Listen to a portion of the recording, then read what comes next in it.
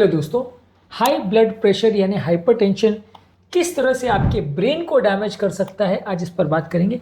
ज़्यादातर हम सभी ये जानते हैं कि हाइपरटेंशन ब्रेन की बीमारियों के लिए बहुत इंपॉर्टेंट रिस्क फैक्टर्स है, लेकिन किस तरह से हमारे ब्रेन को अफेक्ट करता है इस बारे में ज़्यादातर लोग नहीं जानते हैं, कभी डिस्कशन भी नहीं होता है।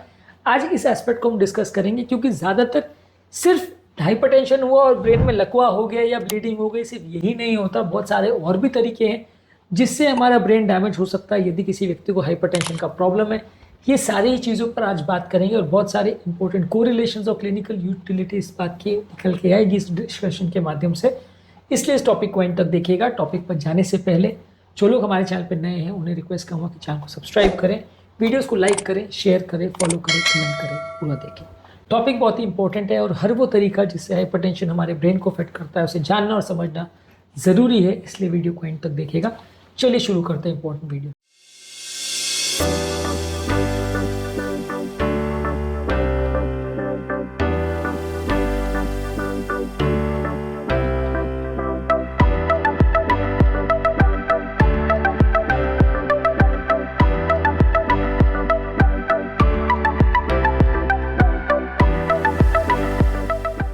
सबसे पहला ऑब्वियसली लकवा होता है। अगर किसी व्यक्ति को पूछा जाए कि लकवे के लिए सबसे इंपॉर्टेंट रिस्क फैक्टर क्या है तो हाइपरटेंशन ही है। दोनों तरह का लकवा, चाहे वो क्लॉटिंग वाला हो या ब्लीडिंग वाला हो, दोनों के लिए ही हाइपरटेंशन सबसे इंपॉर्टेंट रिस्क फैक्टर है। हाई ब्लड प्रेशर होने से हमारे ब्रेन की नलियाँ चोक हो जाती हैं, उसमें बड़ी नलियाँ हो चाहे छोटी नलियाँ, सब में कोलेस्ट्रॉल जमा होने का चांस बढ़ जाता है, क्लॉटिंग का चांस बढ़ जाता है, नलियों की दीवारों का डैमेज होने का चांस बढ़ जाता है, नलियों की इलास्टिसिटी कॉम्प्रोमाइज़ हो जाती है। ये सारी चीज़ों की वजह से सबसे ज़्यादा जो क्लॉटिंग वाला स्ट्रोक है वो हाइपरटेंशन से रिलेटेड होता है। इनफैक्ट स्ट्रोक के लिए सबसे इंपॉर्टेंट रिस्क फैक्टर हाइपरटेंशन माना जाता है। इसके कंपैरिजन में जो ब्लीडिंग वाला स्ट्रोक होता है उसके लिए भी सबसे ज़्यादा important risk factor, in fact one of the most important risk factor if not the only risk factor hypertension ही होता है। क्योंकि ब्लीडिंग का ब्रेन में होने का सबसे इंपॉर्टेंट कारण ज़्यादातर सिर्फ हाइपरटेंशन होता है, या कई बार ब्रेन में अगर कोई एन्यूरिज्म बना हो या नली कोई क्रैक हो या ऐसी भी कोई इशू तो भी हाइपरटेंशन का ही रोल होता है उसमें ब्लीडिंग होने का। तो ब्लीडिंग वाले पेशेंट में सबसे इंपॉर्टेंट चीज़ जो करी जाती है वो हाइपरटेंशन मैनेजमेंट ही की जाती है। तो ये सबसे इंपॉर्टेंट रिस्क फैक्टर दोनों तरह के लकवे के लिए माना जाता है। इसके अलावा ट्रांजिएंट इस्केमिक अटैक जो कि टेम्प्रेरी मान सकते हैं, लकवे का ट्रेलर है कि जिसमें टेम्प्रेरी ब्रेन का ब्लड फ्लो रिस्ट्रिक्ट हो जाता है और इसकी वजह से लोगों को थोड़ी देर के लिए लकवे के सिम्टम्स होते हैं जो कि 24 घंटे के अंदर रिकवर हो जाते हैं। ट्रांजिएंट इस्केमिक अटैक यानी TIA क्या होता है इस पर हमने एक सेपरेट वीडियो किया है।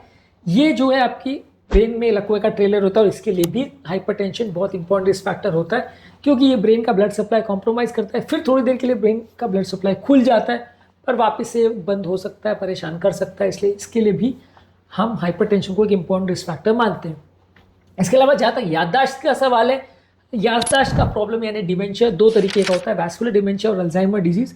वैस्कुलर डिमेंशिया यानी ब्रेन में मल्टीपल छोटे छोटे इन्फार्क्ट्स और लकवे की वजह से जो ब्रेन का मेमोरी कंट्रोल सेंटर है वो धीरे धीरे करके डैमेज हो जाता है और over a period of time व्यक्ति की याद करने की क्षमता या कुछ भी चीज़ों को करने की क्षमता या कुछ चीज़ों को मैनेज करने की क्षमता, कॉन्सेंट्रेट करने की क्षमता, ये सारी चीज़ें चली जाती हैं, कॉन्सेंट्रेशन की क्षमता, ये सारी चीज़ें कॉम्प्रोमाइज़ हो जाती है। इसे वैस्कुलर डिमेंशिया बोलते हैं। इसका भी बहुत इंपॉर्टेंट रिस्क फैक्टर हाइपरटेंशन है। उसी तरह से जो अल्जाइमर डिजीज है जो कि बेसिकली ब्रेन का एक डीजनरेटिव प्रोसेस है जिसमें ब्रेन धीरे धीरे करके सड़ता है और उसमें अंदर जो अमाइलॉइड या खराब पार्टिकल्स बन जाते हैं एक तरह से, वो बीमारी का भी एक इंपॉर्टेंट रिस्क फैक्टर जो है वो हाइपरटेंशन माना जाता है और हाइपरटेंशन कंट्रोल करने में इसमें भी फायदा मिलेगा। इसके अलावा कुछ वाइट मैटर लेजन्स है जो कि लंबे समय तक अगर हाइपरटेंशन होता है तो छोटी छोटी नलियाँ डैमेज होती है जिससे ब्रेन का वाइट मैटर जो बहुत से इंपॉर्टेंट फंक्शंस प्ले करता है वो डैमेज हो जाता है। और ये सारा चीज़ जो है लकवे के अलावा भी ब्रेन का डैमेज होता है उसको इंडिकेट करता है। कई पेशेंट को बड़ा लकवा नहीं आता लेकिन छोटा छोटा ब्रेन का डैमेज होता है जिससे उनका ब्रेन का फंक्शन हाइपरटेंशन की वजह से डिटोरिएट होता है और ये जितना हाई ब्लड प्रेशर हो उतना इसका रिस्क बढ़ जाता है। तो ये भी हाइपरटेंशन की वजह से ज़्यादा होता है। इसके अलावा ब्रेन का जो एन्यूरिज्म की बीमारी है जिसमें ब्रेन की नलियाँ थोड़ी डायलेट और बलून जैसी हो जाती है और वहाँ पे कई बार बलून फटने की वजह से सडन ब्लीडिंग हो जाती है, ये भी सबसे इंपॉर्टेंट कारण इसका हाइपरटेंशन है। हालांकि ये नलियाँ जन्म से कई बार कच्ची होती है जिसकी वजह से ब्लीडिंग टेंडेंसी बढ़ती है, पर ये नलियों के फटने का या डायलेट होने का भी सबसे इंपॉर्टेंट रिस्क फैक्टर हाइपरटेंशन है। यदि हम हाइपरटेंशन को कंट्रोल करते हैं तो ये सारी चीज़ों को हम कम कर सकते हैं। इसके अलावा एक बीमारी होती है हाइपरटेंसिव एन्केफेलोपैथी जिसमें सडन ब्रेन का प्रेशर बढ़ने की वजह से व्यक्ति को ब्रेन का प्रेशर बढ़ने के साइंस यानी उल्टी होना, उल्टी जैसा लगना, कन्फ्यूजन होना, विजन चेंज हो जाना या मिल्की जैसे अटैक आना, ये सारी चीज़ें होती है जो कि एक इमरजेंसी माना जाता है और इस तरह के पेशेंट को अक्सर एडमिट करना पड़ता है। हाइपरटेंसिव एन्केफेलोपैथी में कई बार व्यक्ति की हालत बहुत बिगड़ सकती है, उसको लकवे जैसे सिम्टम भी हो सकता है, कई बार उसको हॉस्पिटल में एडमिट भी करना पड़ता है। तो ये एक इंपॉर्टेंट कॉम्प्लिकेशन है जो हाइपरटेंशन की वजह से होता है। हाइपरटेंसिव एन्केफेलोपैथी पर हमने एक पूरा डिटेल वीडियो किया है जो कि आप हमारे चैनल पर देख सकते हैं। तो ओवरऑल हाइपरटेंशन हमारे ब्रेन को कई तरह से अफेक्ट कर सकता है। ब्लीडिंग वाला लकवा हो, क्लॉटिंग वाला लकवा हो, ट्रांजिएंट इस्केमिक अटैक हो, कोई हाइपरटेंसिव अल्जाइमर्स डिजीज़ हो या डिमेंशिया हो या एन्यूरिज्म फॉर्मेशन हो, हाइपरटेंसिव एन्केफेलोपैथी हो, ये सारे ही तरीके से ब्रेन को हमारे डैमेज कर सकता है हाइपरटेंशन, और ये सारे ही इंपॉर्टेंट तरीके माने जाते हैं जिससे हमारे लिए हाइपरटेंशन डेंजरस होता है। हाइपरटेंशन को यदि कंट्रोल करेंगे तो सारे प्रॉब्लम्स कम हो सकते हैं।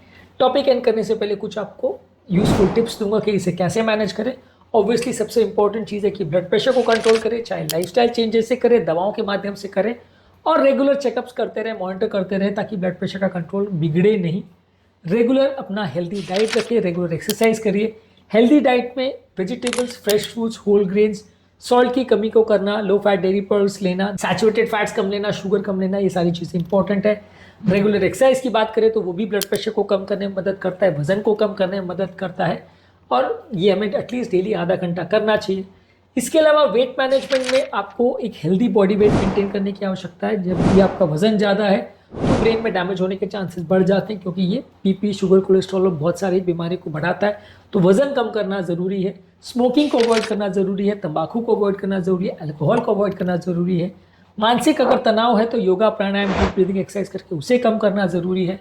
और यदि कोई और कोमॉर्बिड कंडीशंस है जैसे हाई शुगर है, हाई कोलेस्ट्रॉल है, किडनी डैमेज है, हार्ट डैमेज है, तो वो सारी चीज़ों को भी मैनेज करना ज़रूरी है ताकि ब्लड प्रेशर रिलेटेड ब्रेन के डैमेज को हम कुछ हद तक कम कर सकें। आज के टॉपिक में हमने बात करा हाइपरटेंशन किस तरह से आपके ब्रेन को डैमेज करता है, कौन कौन से इसके पैथोफिजियोलॉजिकल तरीके हैं और इनकी क्या है क्लिनिकल इंपॉर्टेंस है, इन सारी चीज़ों पर हमने बात करी। उम्मीद करूँगा कि आज के टॉपिक में कुछ नया जानने को मिला होगा। जो लोग हमारे चैनल पर नए हैं उन्हें रिक्वेस्ट करूँगा कि चैनल को सब्सक्राइब करें, वीडियोज़ को लाइक करें, शेयर करें, फॉलो करें, कमेंट करें, पूरा करें।